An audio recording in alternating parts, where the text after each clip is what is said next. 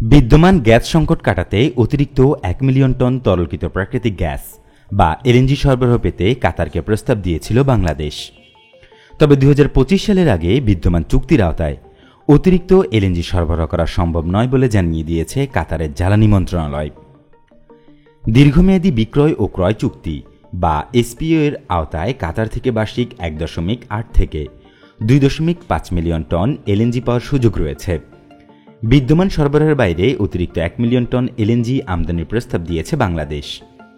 যদিও কাতার বিদ্যমান সরবরাহের বাইরে অতিরিক্ত এলএনজি সরবরাহ করতে পারবে না বলে জানিয়েছে, তবে বাংলাদেশের গ্যাস সংকটের বিষয়ে হালনাগাদ তথ্য জানতে চেয়েছে কাতার। দীর্ঘমেয়াদে এলএনজি আমদানির জন্য কাতারের সঙ্গে 15 বছর মেয়াদী চুক্তি রয়েছে বাংলাদেশের। 2017 সালে হওয়া এই চুক্তির মেয়াদ শেষ হবে 2032 সালে। কাতারের রাস লাফান লিকুইফাইড ন্যাচারাল গ্যাস কোম্পানি লিমিটেডের সঙ্গে এই চুক্তি করে বিদ্যুৎ, জ্বালানি ও খনিজ সম্পদ মন্ত্রণালয়। এই চুক্তির আওতায় গত 5 বছরে কাতার থেকে 147টি এলএনজিবাহী কার্গো দেশে এসেছে। চলতি বছরেও দেশটির 40 কার্গো সরবরাহের পরিকল্পনা রয়েছে।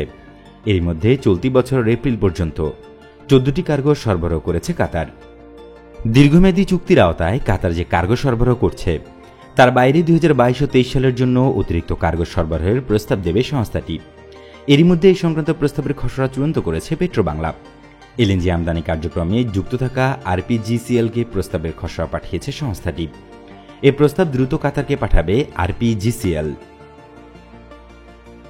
দীর্ঘমেয়াদী এলএনজি চুক্তির জন্য স্থানীয় একটি কোম্পানি প্রস্তাব দিয়েছিল, কিন্তু বৈশ্বিকভাবে এলএনজির দাম বেড়ে যাওয়ার আগের প্রস্তাবের সঙ্গে সংশ্লিষ্ট কোম্পানির দরদামে একমত হতে পারছে না, যে কারণে বিষয়টি এখন আলোচনার পর্যায়ে রয়েছে। সরকারি ক্রয় সংক্রান্ত মন্ত্রিসভা কমিটি চলতি মাসে সিঙ্গাপুরের ভিটল এশিয়ার কাছ থেকে এক কার্গো এলএনজি আমদানির অনুমোদন নেয়। এই কার্গো আমদানিতে খরচ পড়ে প্রায় 909,14,50,000 টাকা। চলতি বছরের মার্চে পেট্রোবাংলা স্পট মার্কেট থেকে আরও এক কার্গো এলএনজি আমদানি করে। সে সময় প্রতি এমএমবিটিইউ এলএনজি আমদানিতে সংস্থাটির ব্যয় হয় প্রায় $36.70 করে, অর্থাৎ 2 মাসের ব্যবধানে স্পট এলএনজি আমদানিতে এমএমবিটিইউ প্রতি খরচ কমেছে প্রায় $11। ঘাটতি বিবেচনায় কাতারকে বাংলাদেশ প্রস্তাব দিতে অনেক দেরি করে ফেলেছে। দীর্ঘমেয়াদী চুক্তিতে কাতারের সঙ্গে এলএনজি আমদানির বড় সুযোগ ছিল, কিন্তু সেই সুযোগ বাংলাদেশ কাজে লাগাতে পারেনি, কারণ ওমান ও কাতারের সঙ্গে এলএনজি চুক্তির সময় প্রায় 6 মিলিয়ন টন ঘাটতি ছিল, কিন্তু বাংলাদেশ চুক্তি করেছে 4 মিলিয়ন টনের। ফলে গ্যাসের অব্যাহত ঘাটতি এখন বড় আকার ধারণ করেছে। প্রসঙ্গত, দেশে সরবরাহ হওয়া গ্যাসের মধ্যে দৈনিক 650 থেকে 700 মিলিয়ন ঘনফুট এলএনজি সরবরাহ হচ্ছে।